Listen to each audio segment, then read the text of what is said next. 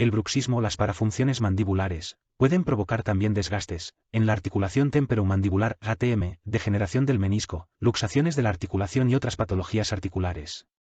El bruxismo es una enfermedad crónica, aunque con tratamiento adecuado, puede hacer que el paciente conviva con ese problema, de una forma natural y sin dolor.